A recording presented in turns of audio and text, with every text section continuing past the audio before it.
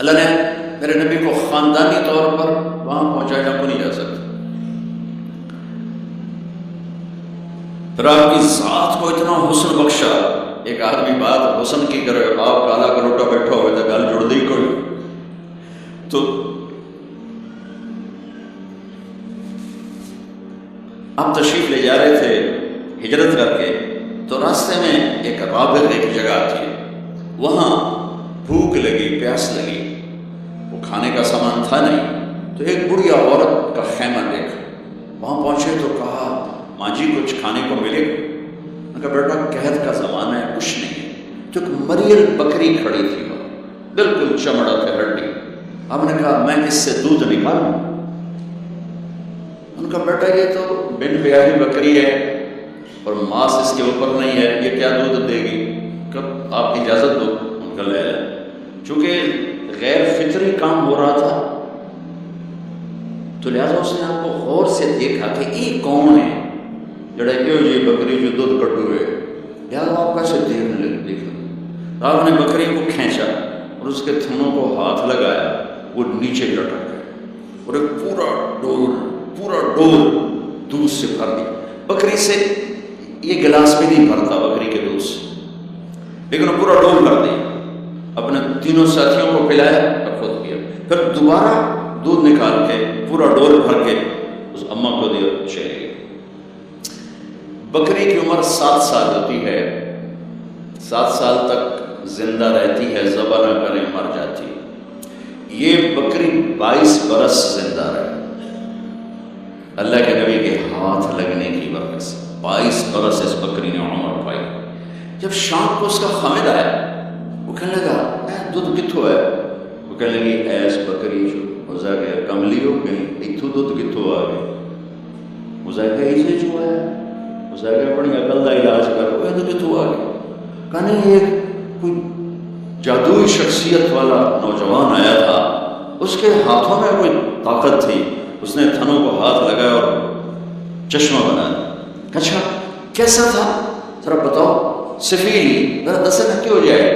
اب اس نے بتایا کہ میں نے کیا دیکھا، اور وہ کمال کیا اس بڑھیا نے کہ آج تک بڑے بڑے علماء ان الفاظ کا ترجمہ کرتے ہوئے تھک رہے.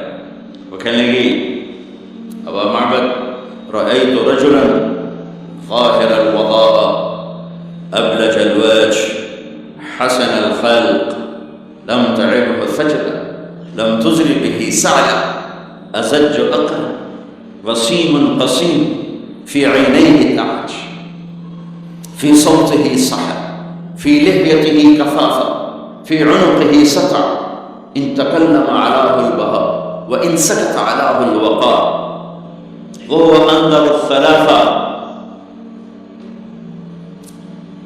مجھے بھی ہمیشہ اس کے ترجمے میں تھکنا ہی پڑتا ہے، لیکن مجھے اس کی بڑی ایک تعبیر اللہ نے سکھائی. کہنے لگے میں اس کا ترجمہ یوں کرتا ہوں. کہنے لگے ابو معبد میں تمہیں کیا بتاؤں، میں نے ایسا انسان دیکھا مجھے لگا جیسے 14ویں کا چاندی کپڑے پہن کے زمین پہ آ گیا. کہ مجھے یوں لگ رہا 14ویں کا چاندی زمین پہ کپڑے پہن کے اتر آیا. کیا حسن تھا، کیا جمال تھا، کیا خوبصورت بھویں تھیں، کیسا ماتھا چوڑا تھا، آنکھیں کیسی حسین تھیں. ادرج اشکل احور احدر اکہل انجل ابرج. میرے نبی کی آنکھوں کے بارے میں 7 الفاظ آتے ہیں، 7 جو میں نے ابھی دہرائے، اور ان 7 کا ایک ترجمہ ہے کہ کائنات میں ایسی آنکھ اللہ نے کسی کو نہیں عطا فرمائی، ایسی خوبصورت آنکھیں اللہ نے عطا فرمائی. آواز میں جادو تھا، آواز میں جادو تھا، پکڑ آواز دل کو پکڑتی تھی.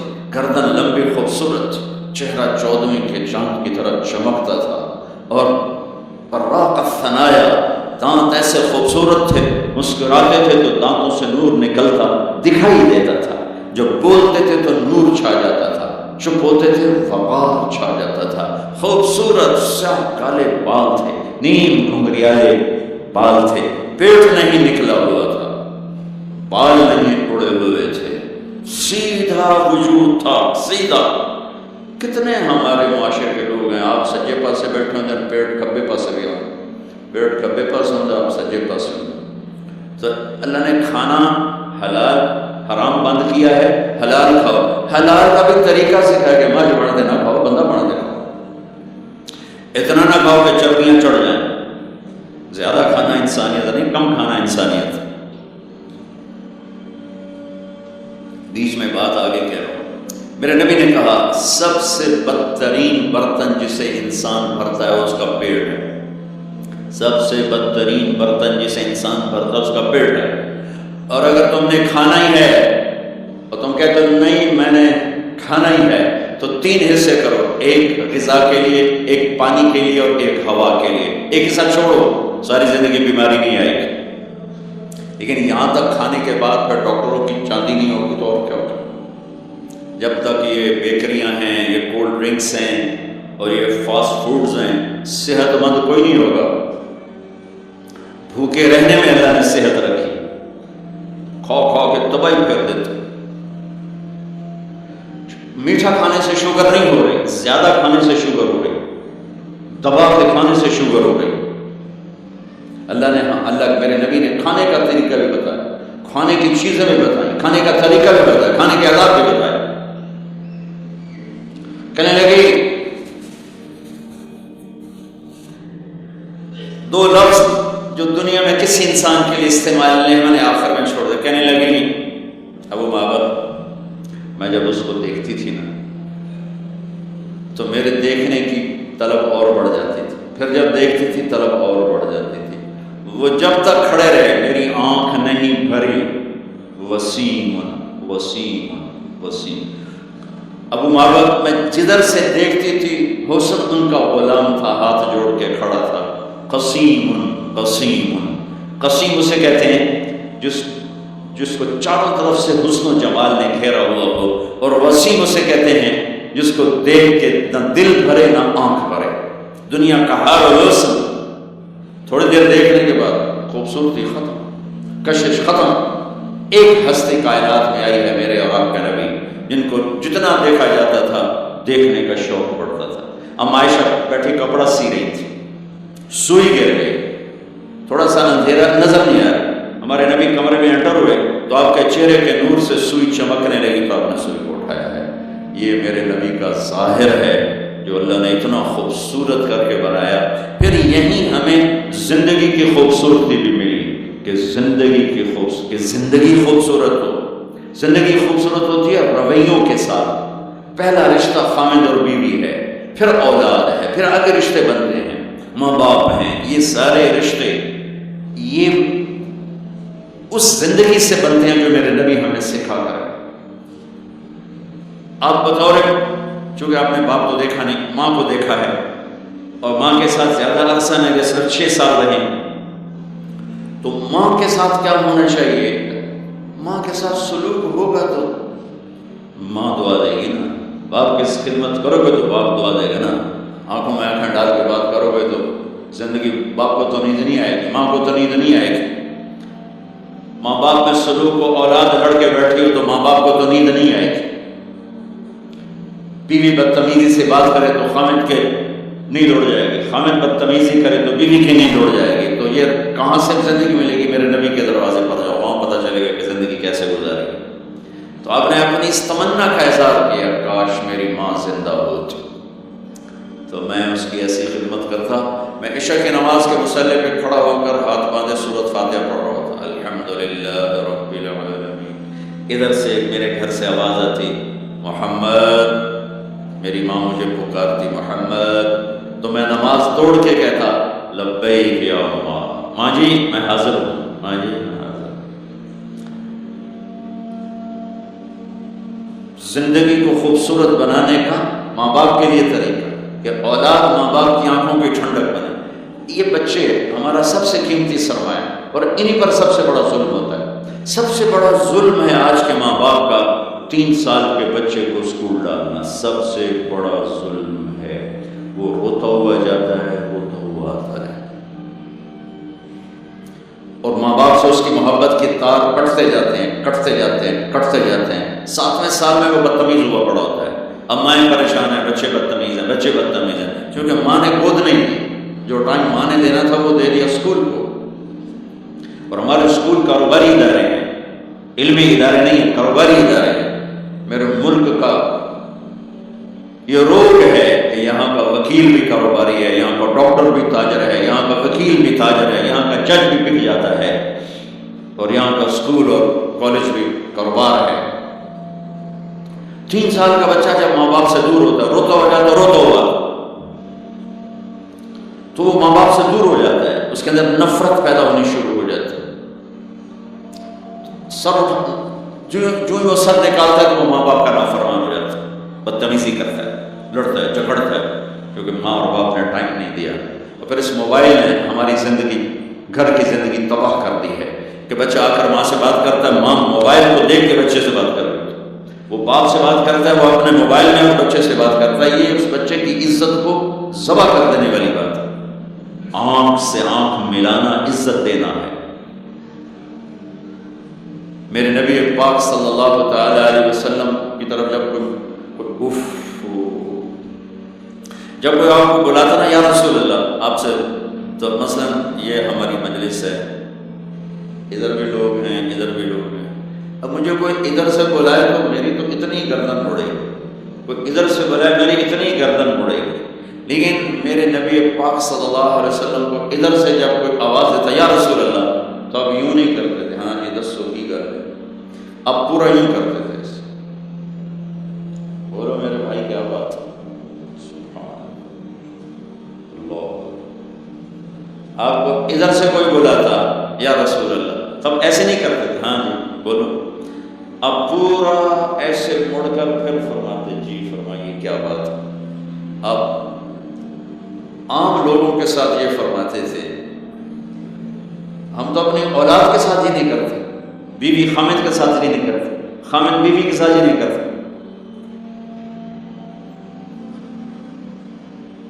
تو وہ ایک گیپ پیدا ہو جاتا ہے، فاصلہ پیدا ہو جاتا ہے. تو میرے نبی نے بتایا کہ ماں باپ کے ساتھ کیا کرنا ہے. کہ میری ماں ہوتی تو میں نمازیں چھوڑ دیتا اس کے لیے. حج کا سفر 70,000 کا مجمع تقریباً جمع ہو چکا ہے. اب آپ پہنچتے پہنچتے اور آپ ایک دم اونٹنی کا رخ موڑ پہاڑوں میں چلے گئے.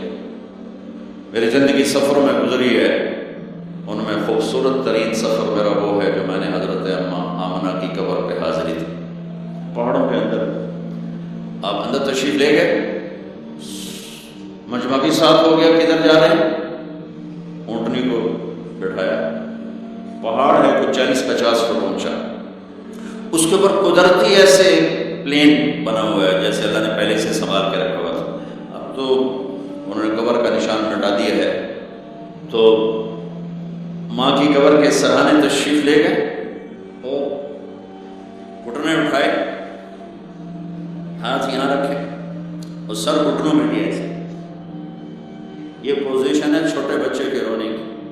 جب وہ رونا چاہتا ہے تو پھر اپنے پاؤں اٹھا کر نہیں روتا. پھر اس کے بعد آپ ایک معصوم بچے کی طرح روئے، اور اتنا روئے کہ آپ کی ساری داڑھی آنسوں سے تر ہو گئی، آپ کا احرام تر ہو گیا، اور اپریل کی دھوپ تھی. اور آپ نے فرمایا میں آج رات یہیں قیام کروں گا. میں وہاں گیا ہوں، وہاں 2 آدمی نہیں ٹھہر سکتے. میرے نبی نے کہا میں یہیں ٹھہروں گا. آگے کوئی 6-7 میل دور انتظام تھا حاجیوں کے اس قافلے کے ٹھہرنے کا. کچھ لوگ چلے گئے ہوں گے، لیکن آپ نے وہ رات اپنی ماں کے سرحانے گزاری.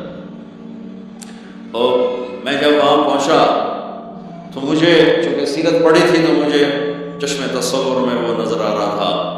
حضرت آمنہ کی عمر صرف 25 برس تھی اور ہارٹ اٹیک ہوا اچانک، بولا نہیں جا رہا.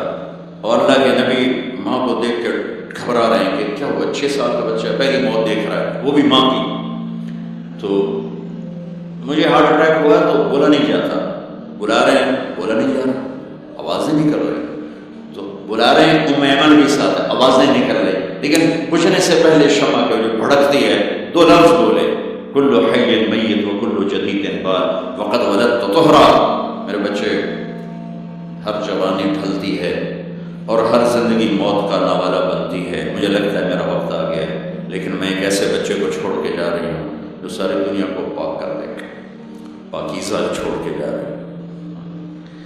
تو پتھروں میں ہی دبایا، کوئی کھودنے کا تو انتظام ہی نہیں تھا. تو جب پہاڑ سے نیچے اترے تو اللہ کے نبی نے ایک دم ہاتھ چھڑایا، دوڑ لگائی، وہ پھر پہاڑ پہ چڑھ گئے. تو اس میں ایمن آپ کی ماں ہے، دودھ پلا. 8 عورتوں نے میرے نبی کو دودھ پلا، ان میں کو میں ایمن.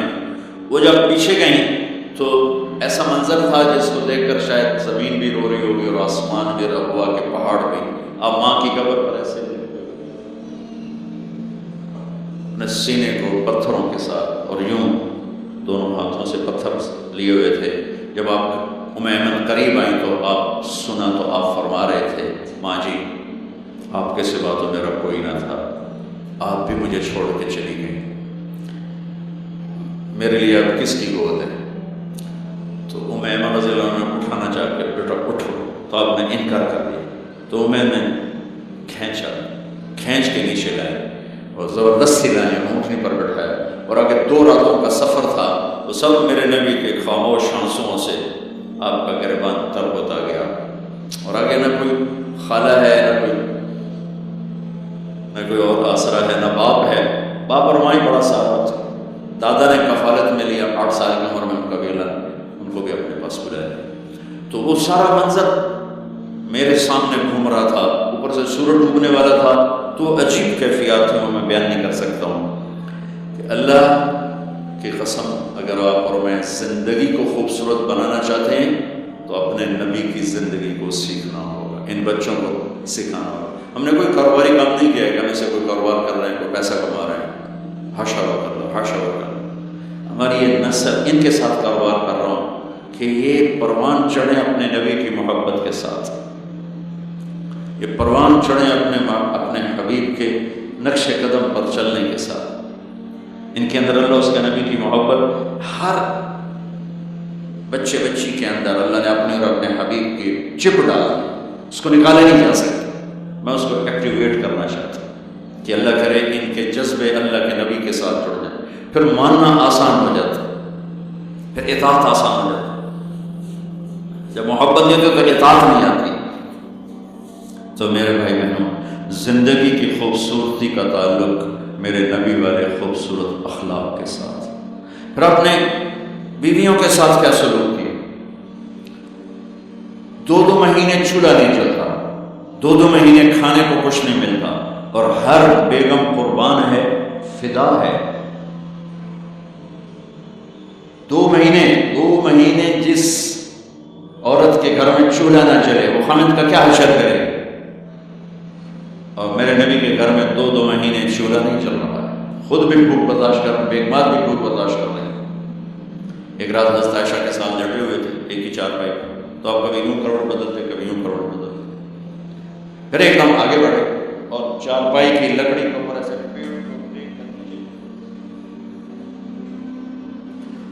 نیچے چڑھ. تو عائشہ اٹھ کے بیٹھ گئی، یا رسول اللہ کیا ہوا؟ آپ سیدھے ہو کر فرمایا، عائشہ بھوک بڑی لگی. جس کے ہاتھ میں جنت کی چابی ہو، جو میرے نبی کا، میرے اللہ کا محبوب اور حبیب ہو، جس سے پردے ہٹا کر میرا رب کلام کر چکا ہو، جس سے قاب قوسین او ادنیٰ کا مقام دے چکا ہو، اور جس سے آگے مقام محمود پر بٹھانے والا ہو، اور جس کی شفاعت سے جنت کا دروازہ کھلنے والا ہو. عائشہ بھوک بڑی لگی. تو عائشہ رونے لگے کہ یا رسول اللہ آپ اللہ سے بات کیوں نہیں کرتے ہیں؟ کہ نہیں عائشہ، اسی بھوک میں اللہ سے ملوں گا. مجھ سے پہلے جو نبی میرے ساتھی تھے وہ بھی اسی طرح چلے گئے، میں بھی ایسے ہی چلا جاؤں. اور اس کے باوجود بیویاں قربان ہو رہی ہیں، فدا ہو رہی ہیں. کس چیز نے باندھا ہوا تھا؟ میرے نبی کے سلوک نے، میرے نبی کے اخلاق نے. اللہ کی قسم، میرے نبی کی شادیاں شوق کی شادیاں نہیں تھیں. ایک حدیث سناتا ہوں، ما تزوجت وما زوجت الا بوحی من السماء نزل به جبریل. سن لو لوگو، میں نے جہاں شادی کی، میں نے جہاں بیٹی دی، پہلے آسمان سے وحی آئی، جبریل لے کر آیا، پھر میں نے شادی کی. یہ شوق کی شادیاں نہیں ہیں. زندگی سکھانے کی شادیاں ہیں، کیونکہ سب سے مشکل رشتہ خامد اور بیوی ہے، سب سے مشکل رشتہ خامد اور بیوی ہے۔ اس وقت طلاقیں کیوں بڑھ رہی ہیں؟ ایک تو یہ ہماری یہ جو فاسٹ فوڈ ہے، اس نے ہمارے اندر جو کہ نیچرل سسٹم تھا اسے ڈسٹرب کر دیا ہے، تو غصہ بڑھ گیا ہے، برداشت گھٹ گئی ہے، چھوٹی چھوٹی باتوں پہ گھر اجڑ رہے ہیں، گھر اجڑ رہے ہیں۔ پہلے یورپ میں سنتے تھے یہاں پاکستان آج شادی ہوتی، چوتھے دن طلاق ہو رہی ہوتی۔ میں وہاں بیان کے لیے نکل رہا تھا مانچسٹر، تو میرے ساتھ جو گاڑی چلا رہا تھا، میں نے پوچھا آپ کیا کرتے ہو؟ لاہور کا تھا، کہا میں وکیل ہوں۔ میں نے کہا یہاں کوئی جھوٹے کیس ہوتے ہیں جیسے پاکستان میں؟ کہا نہیں، جھوٹا کیس کوئی نہیں ہوتا، جو بھی ہوتا ہے جنون ہوتا ہے۔ میں نے کہا یہاں مسلمانوں کے لڑائی جھگڑے آتے ہیں؟ کہا یہ آتے ہیں۔ میں نے کہا سب سے زیادہ کیا جھگڑے آتے ہیں؟ کہا سب سے زیادہ طلاق کے آتے ہیں، طلاق طلاق طلاق طلاق، کہ نہیں سیکھا۔ زندگی برداشت کا نام ہے، برداشت کرنا سیکھا نہیں۔ میرے نبی نے 11 شادیاں کی، ہر قسم کی عورت کے ساتھ شادی کی، خاندان کے اندر، برادری کے اندر، اور خاندان برادری سے باہر، یہی 3 نسبتیں ہیں۔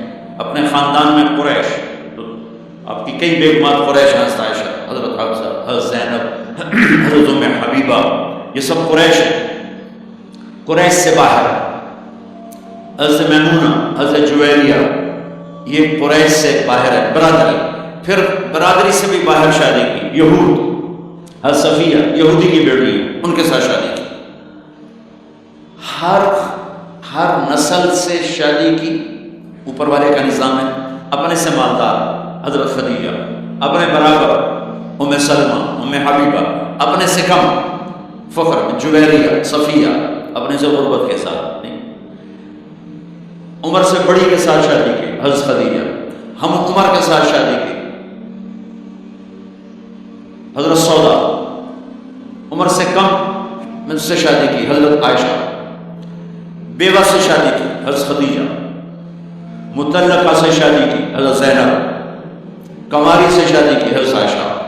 جتنی بھی نسبتیں کسی عورت کی بن سکتی ہیں، ان سب میں اللہ نے آپ کو استعمال کر کے زندگی گزارنے کا طریقہ سکھایا۔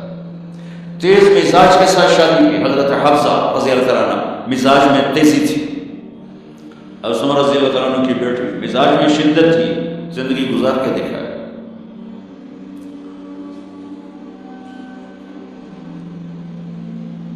ایک آپ کو حدیث سنا، اللہ کی قسم صرف ہمیں سکھانے کے لیے، جس ہستی نے اللہ کو آنکھوں سے دیکھ لیا ہو، اس کے لیے عورت کیا چیز ہے، دنیا کیا چیز ہے۔ میرے نبی کا معراج کے بعد دنیا میں واپس آنا سب سے بڑا مجاہدہ اور قربانی ہے۔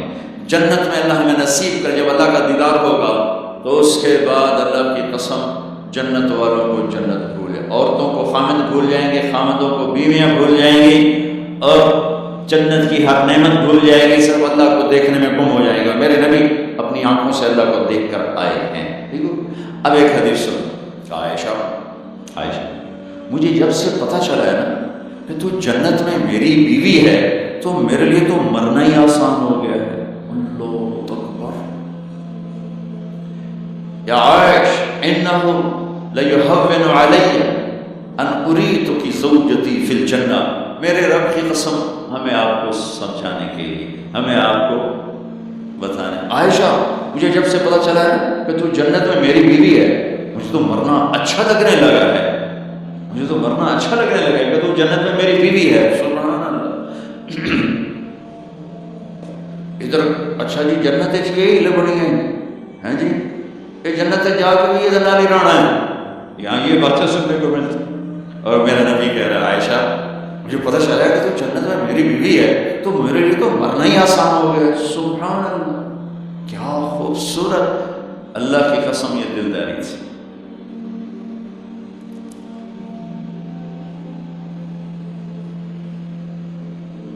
سب سے مشکل رشتہ خامد اور بیوی ہے۔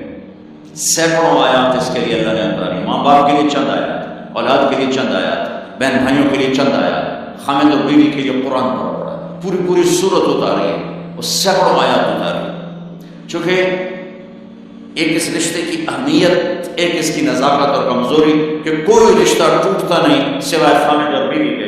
میں ماں کا بیٹا ہوں، باپ کا بیٹا ہوں، اچھا یا برا ہوں انہیں کا. میرا نسب میری نافرمانی سے بدل نہیں سکتا. میں اللہ بخش کا بیٹا ہوں، میرا یہ نسب بدل نہیں سکتا، اچھا ہوں یا برا ہوں. اللہ ان کی قبر روشن کرے. خامد اور بیوی کا رشتہ ایک بول پہ ٹوٹ جاتا ہے، ایک بول پہ ٹوٹ جاتا ہے. اس لیے اس کو بچانے کے لیے آیات اور میرے نبی کی شادیاں کہ کس طرح ایک گھر کو لے کے چلتے ہیں، کس طرح ہر مزاج کی عورت کے ساتھ سلوک کرتے ہیں. جہاد کا سفر، کاروباری سفر نہیں میرے نبی کا. اور چلنے لگے، اعلان ہوا کچھ کرو، سب نے سواریاں کس لی، سامان کس لیا. یوں چلنے کا حکم ہو رہا ہے اور حضرت عائشہ رضی اللہ نے اپنا منہ دیکھا، اونٹنی پہ بیٹھ گئی تھی. ہار کوئی نہیں. یا رسول اللہ میرا تو ہار کوئی نہیں، میرا ہار گم ہو گیا ہے، میرا ہار تلاش کریں، ہم پھر چلیں گے. تو میرے نبی کہتے تو بڑی آئی نواب زادی، میں جہاد کے میں جانا تین ہار نہیں پائے گا، چل ابو لہب. میرے نبی نے کہا چلو بھائی عائشہ کا ہار تلاش کرو. اللہ کی قسم میں جب یہ واقعات پڑھتا ہوں یا سناتا ہوں میں خود حیرت میں ڈوبا ہوتا ہوں کہ کیا کر دیا میرے نبی نے. جہاد کا سفر اور میرے نبی کا ہار تلاش کرو گے. اب سارے ہار تلاش کر رہے، کچھ دن چھپ گیا اور ہار کی تلاش تو بند ہو گئی اور سفر بھی بند، چونکہ آپ اندھیرے میں کہاں جائیں گے. اور آپ کے ماتھے میں شکن، عائشہ تیری وجہ سے ساری مصیبتیں. اللہ دے منی تو ہار دے مگر پہ کیوں نہیں کہتا یار. ایک لفظ نہیں، سارے قافلے نے کیا کیا. عشاء تک تو پانی تھا، وضو کا پانی ختم ہو گیا. عشاء مغرب عشاء پڑی کٹھی تو پانی ختم ہو گیا. اب پانی ختم ہو گیا تو فجر کی نماز آ رہی ہے، پانی کوئی نہیں ہے. تو سارے صحابہ نے ابو بکر پہ چڑھائی کی. ویکھے تیری دھی تے مگر ساڑھے نال کی پڑھنی، ہوں اسی نماز کی میں پڑھنی، پانی تو ہے نہیں، جب وضو کی میں کرنا ہے. اب ابو بکر کو غصہ چڑھا، اس ایک دم تو باپ تھے وہ گھس گئے خیمے میں. آگے دیکھا تو اللہ کے نبی اما عائشہ کی گود میں سر رکھ کے سوئے ہوئے تھے اور اما جی ایسے بیٹھی تھی، آپ کو سارا دیکھ رہی. اب بولے تو خطرہ ہے آنکھ کھل جائے گی اور غصہ بھی چڑھا ہوا ہے، باپ بھی ہیں تو اب مجھے دیکھو کیا کر رہے تھے.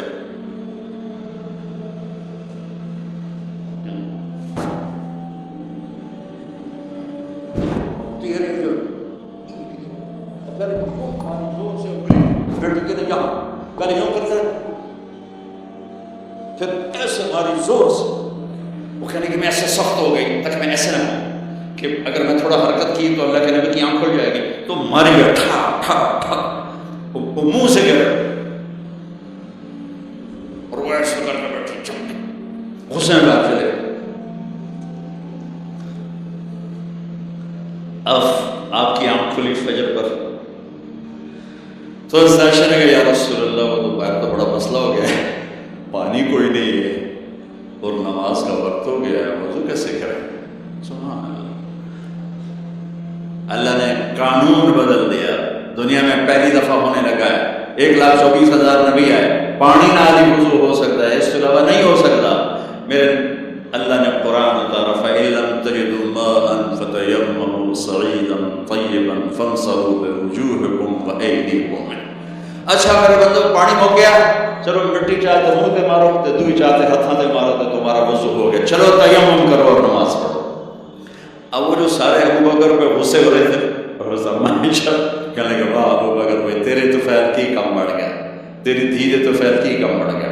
تو اسید بن حذیر پہلے ذرا زیادہ گرم ہوئے تھے. تو ابو بکر تیرے گھر کی یہ پہلی برکت نہیں ہے، پہلے بھی بہت شمار برکتیں تیرے گھر کی تو خیر امت کو ملی ہیں. تو اللہ نے تیمم کی آیت اتار دی. حضرت عائشہ کو ڈانٹ پلانے کی آیت نہیں آئی کہ میرے نبی تیری بیگم کے ہار کی وجہ سے میرے دین کا کام رک گیا اور میرے بندوں کی نماز خراب ہو گئی اور ان کو پانی سے محروم ہونا پڑا. میں قربان جاؤں اپنے رب پر، اپنے حبیب پر، اس ماں عائشہ پر. دنیا کی واحد عورت ہے جس کے سینے پر سر رکھ کر کسی نبی نے جان دی. 1,24,000 نبیوں میں سے کوئی نہیں ہے جس کا سر بیگم کے سینے اور ٹھوڑی کے درمیان اور اس کی جان اللہ نے نکالی. اور واحد میرے آپ کے مات فی سحری و نحری، سحری و نحری، سحری و، کہ میرے چونکہ آپ ایسے بیٹھے تھے اور حبیب پاک آپ کے سینے پر یوں دراز سے نہیں دراز، اور آپ کا سر مبارک ٹھوڑی کے ساتھ لگ رہا تھا، ٹھوڑی کے ساتھ یہ جگہ یہاں لگ رہی تھی اور باقی یہاں. اور واحد خاتون ہے جن کا حجرہ کسی نبی کی آرام گاہ بنا، ابدی آرام گاہ بنا. واحد ام عائشہ ہیں جن کے حجرے کو اللہ نے کسی نبی کے آرام گاہ بنایا.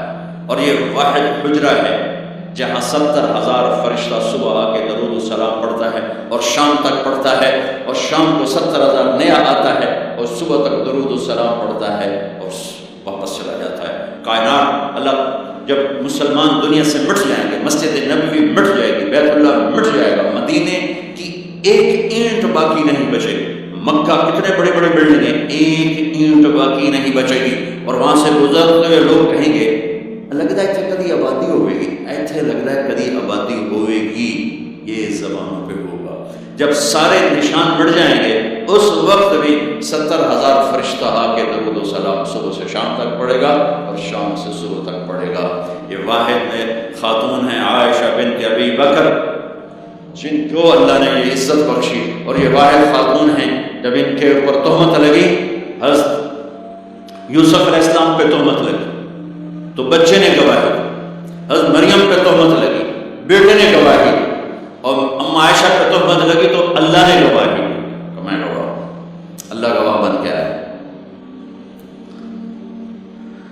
تو اللہ نے کہا تیمم کرو، سارے خوش ہو، سارے خوش ہو. تو حضرت عائشہ نے کہا یا رسول اللہ اب میرا ہار چھوڑ دیں، اب چلیں.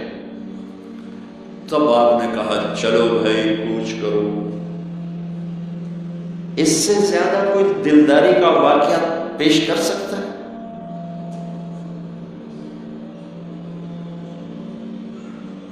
سبحان. اور جب اونٹنی کو اٹھایا گیا وہ ہار کا دھاگا ٹوٹا اور پھسل کے اونٹنی کے نیچے چلا گیا. وہ سارے کھبے سجے میں رہ گئے، ہار نیچے پڑا تھا.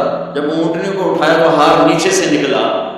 صاحب نے کہا بھی آج تیرا ہار بھی لا گیا. یہ دلداری ہے میرے نبی کی، یہ ہمیں سکھائے. کہیں عورتوں کی بدتمیزی بھی انتہا کو پہنچی ہوتی ہے، وہ اپنے گھر اجاڑ دیتی ہیں اپنی زبان کی شدت کی وجہ سے، اپنی بد اخلاقی کی وجہ سے. لیکن کوئی زیادہ معاملہ مردوں کی طرف سے خراب ہوتا ہے تو شریعت نے بھی اس کو زیادہ بیان کیا اور میرے نبی نے بھی اس کو اجاگر کیا.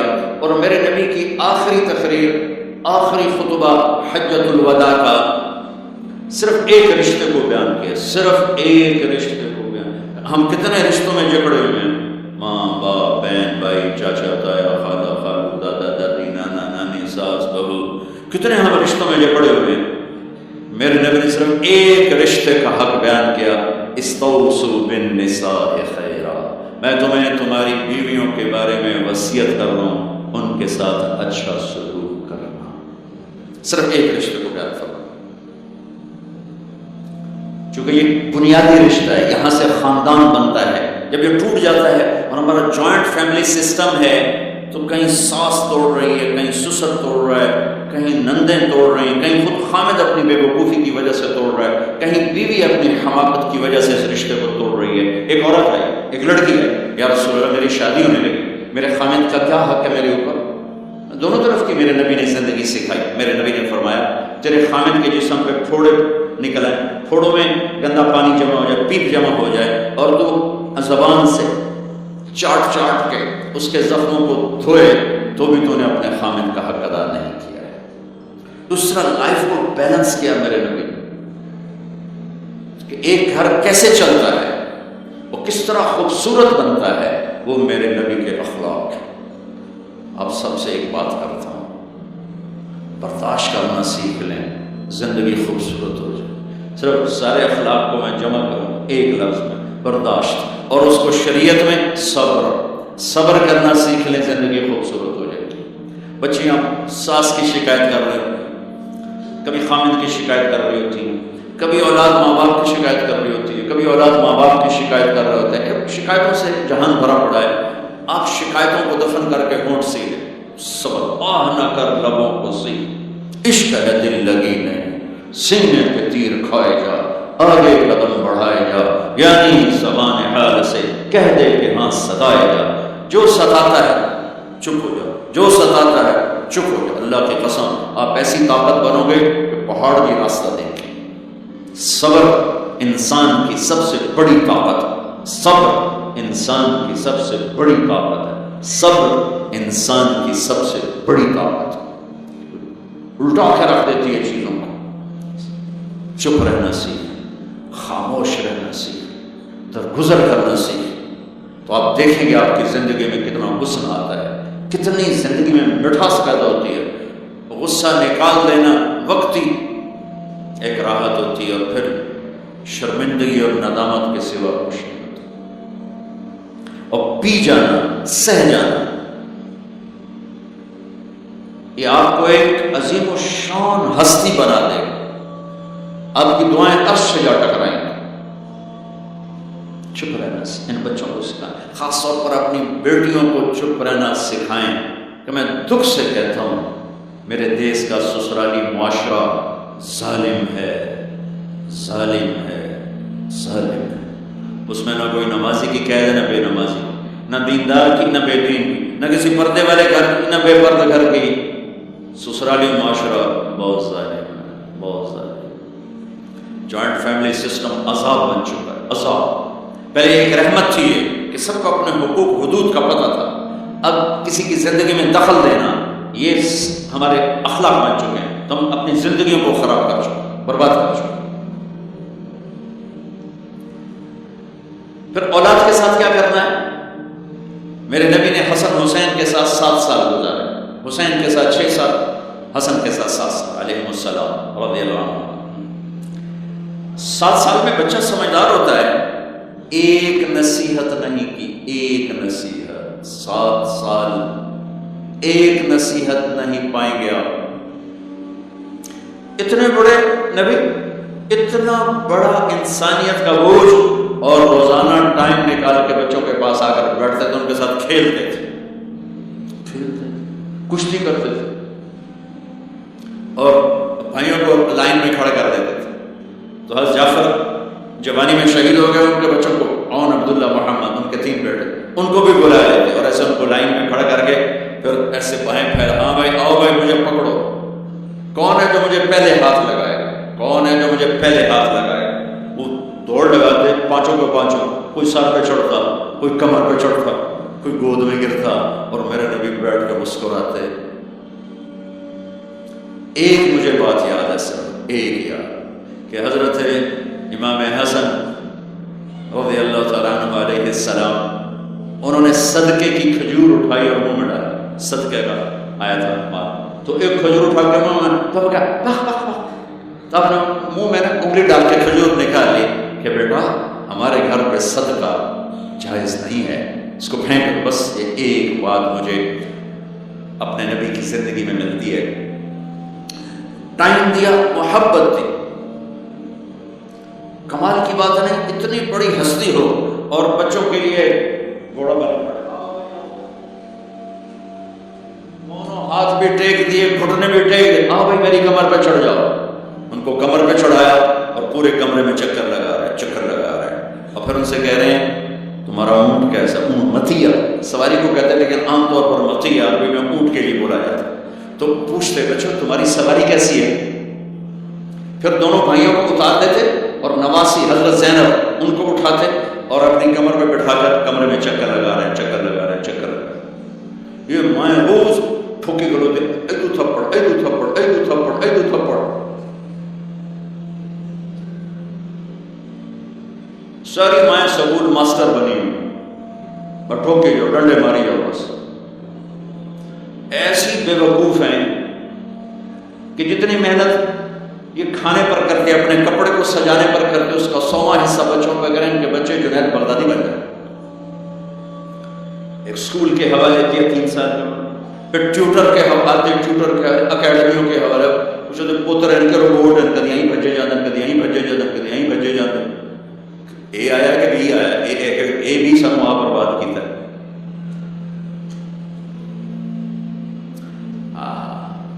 اور سنو، چلو یہ تو گھر کی بات ہے. ایک دفعہ حسن حسین کی کشتی کرواتے تھے. آؤ بھائی کشتی کرو بھائی. ایک دن کا واقعہ نہیں، یہ آئے دن کا واقعہ ہے. لیکن ایک واقعہ کہ حسن حسین کی کشتی ہو گئی. حسین چھوٹے تھے، حسن بڑے تھے. تو حسن دبا رہے ہوں گے حسین کو، تو آپ حضرت حسین کو شاباش شاباش حسین اے ہے، حسین اے ہے، حسین زور دا، حسین زور دا، شاباش شاباش. اماں بول پڑی فاطمہ جنت کی سردار، یا رسول اللہ آپ ساری شاباش حسین کو دیے جا رہے ہیں، حسن کو نہیں دے رہے. ہم نے کہا فاطمہ یہ جبریل میرے پاس کھڑا ہوا ہے، یہ بھی حسین کو شاباش دے رہا ہے، تو اس کے پیچھے میں بھی حسین کو شاباش دے.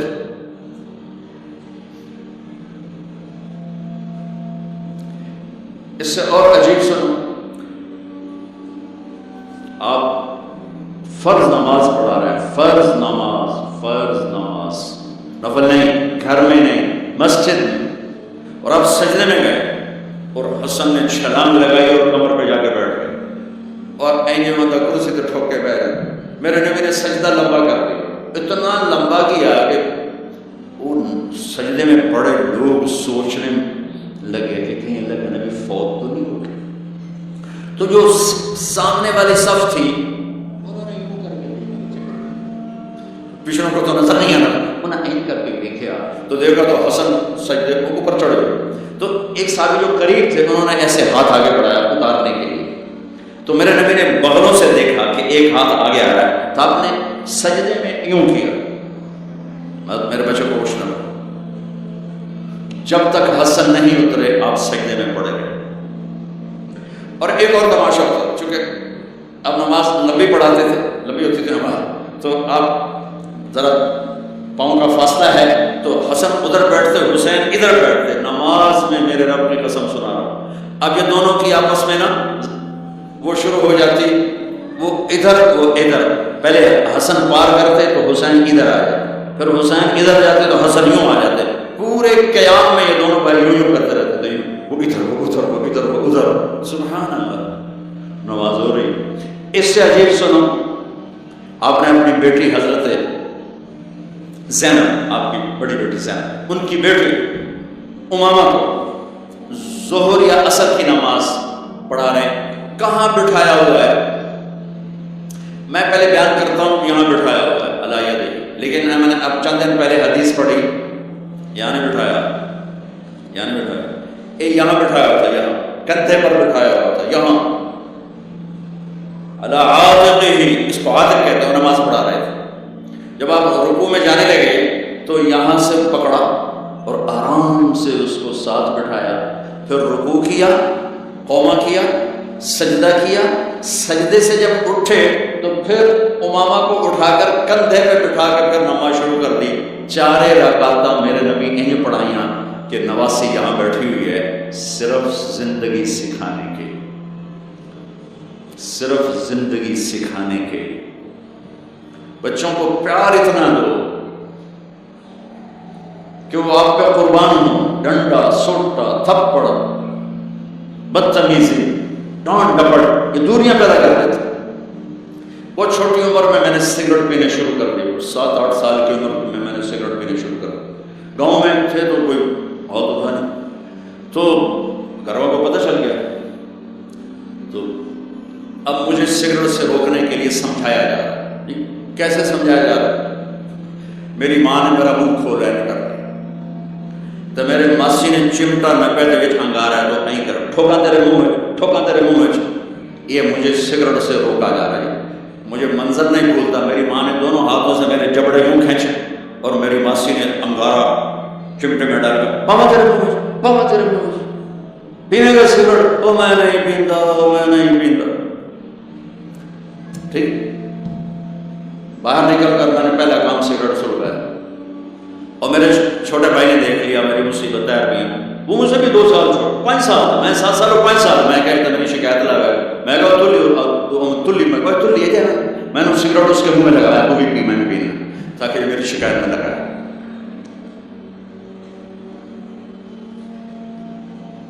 آج کے ماں باپ بڑے جاہل ہیں، ہم بڑے ایجوکیٹڈ ہیں، میں کہتا ہوں انتہائی جاہل ہیں، جنہیں بچے کو لے کے چلنا نہیں آتا، جنہیں رشتوں کی قدر نہیں، انہوں نے خواب پڑھا ہے، کاغذ کی ڈگریوں کو علم بنا کے پھرتے ہیں، جسے میرے نبی کی زندگی کا پتہ نہیں، اللہ کی قسم جانور سے بدتر ہے، جاہل ترین ہے جسے اپنے آقا کی زندگی کی خبر نہیں۔ حسن آپ کے پیٹ پر بیٹھے ہوئے، آپ کے ساتھ کھیل رہے، اچانک حسن نے پیشاب شروع کر، مجھے یاد نہیں، میرے بچے بچیاں ماشاءاللہ، میں نے ان کو اٹھایا ہوا تھا اور مجھے پیشاب محسوس ہوا تو میں نے اسے بیٹھے رہنے دیا ہو، مجھے یاد، میں اسی وقت پیچھے یا منجی سٹے یا ہیٹھا سٹے پیشاب اٹھتے کرتا بلو جائے، ٹھیک۔ میرے نبی پاک صلی اللہ علیہ وسلم کے نواسے حسن آپ کے پیٹ پر بیٹھے تھے، پیٹ ننگا تھا، تو آپ ان کے ساتھ کھیل رہے تھے تو انہیں پیشاب شروع کر دیا۔ میرے نبی ایسے بے حس و حرکت ہو کہ کہیں بچے میری حرکت سے بچے کا پیشاب نہ رک جائے، تو آپ ایسے ہو تو پورا پیشاب کیا اور آپ ہلے نہیں، جب آپ پیشاب سے فارغ ہوئے پھر آپ اٹھے اور بچے کو الگ بٹھا کر اپنے جسم پہ پانی ڈال کے اپنے آپ کو صاف کر کے تو آگے دوبارہ ان کے ساتھ کھیلنا شروع کر دیا۔ میں آپ کو اپنے نبی کی وہ زندگی بتا رہا ہوں جس کو اپنانے سے میری زندگی بھی خوبصورت ہو جائے گی، آپ کی۔ ہم فخر سے کہتے ہیں ہمارے نبی نے چاند کے 2 ٹکڑے کر دیے، معراج پہ آسمان چیر کے چلے گئے، یہ بہت بڑے معجزات ہیں، لیکن میرے نبی کا سب سے بڑا معجزہ ہے کہ ہمیں ایک خوبصورت زندگی سکھا کر ہے۔ آپ کے اخلاق، میرے نبی کے اخلاق میرے نبی کا سب سے بڑا معجزہ ہے۔ حسن کو آگے بٹھایا ہوتا رضی اللہ علیہ السلام، تو ان کو ایسے زبان دکھاتے حسن کو، تو حسن اس کو پکڑنے کی کوشش کی، جب ایسے ہاتھ مارتے تو آپ زبان منہ میں کر، اچھا وہ ہنس پڑتے، بچے ہنس پڑتے، تو پھر اس کے بعد آپ یوں کرتے، تو پھر حسن آگے ہاتھ مارتے، پھر آپ زبان منہ میں کر لیتے، پھر وہ کرتے ہنستے، پھر آپ چپ ہو جاتے۔ کتنی دیر آپ حسن کے ساتھ یہ کھیل کھیلتے ہیں۔ آپ گلی میں گزر رہے ہیں، بچے کھیل رہے ہیں، بچوں میں حسین کھیل رہے ہیں، تو آپ نے کہا پکڑو بھائی حسین کو، پکڑو بھائی، تو وہ آگے بھاگے، تو آپ پیچھے جان بوجھ کے جیسے ہم کرتے ہیں وجعل السبیل ہا ہونا وہاں ہونا، جب وہ ادھر جاتے تو آپ آگے جاتے، وہ ادھر آتے آپ ادھر ہو جاتے، پوری گلی یہ تماشا دیکھ رہی ہے، اور حسن حسین کبھی آگے بھاگ رہے کبھی پیچھے بھاگ رہے، اور آپ جان بوجھ کے اس کو پکڑ نہیں رہے، ہاں اب پکڑو بھائی پکڑو بھائی پکڑو بھائی، اور وہ بڑے ہنس رہے کہ آج میرا نانا تو میں نپ بھی نہیں سکتا۔ تو یہ تھوڑی دیر جب کھیل چلتا رہا، پھر آپ نے کہا یہ پکڑ لیا اور اٹھایا اور ہونٹ چومے اور ماتھا چوما، کہ حسین مجھ سے ہے میں حسین سے، حسین مجھ سے ہے میں حسین سے۔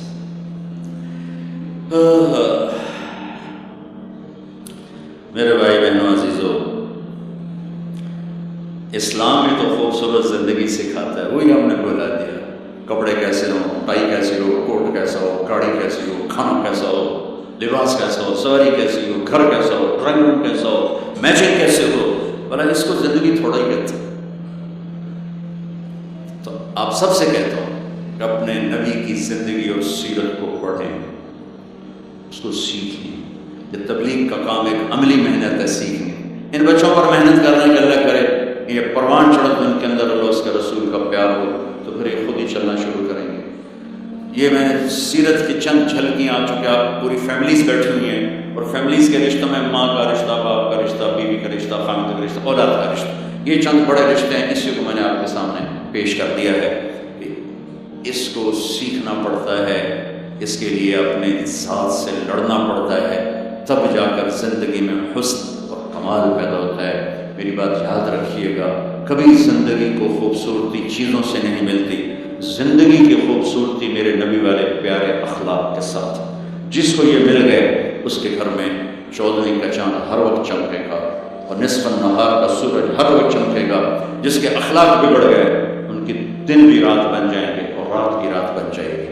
اللہ اس نسل کو آپ کی آنکھوں اور ہماری آنکھوں کی ٹھنڈک بنائے، اور ایسے ہماری اس محنت کو قبول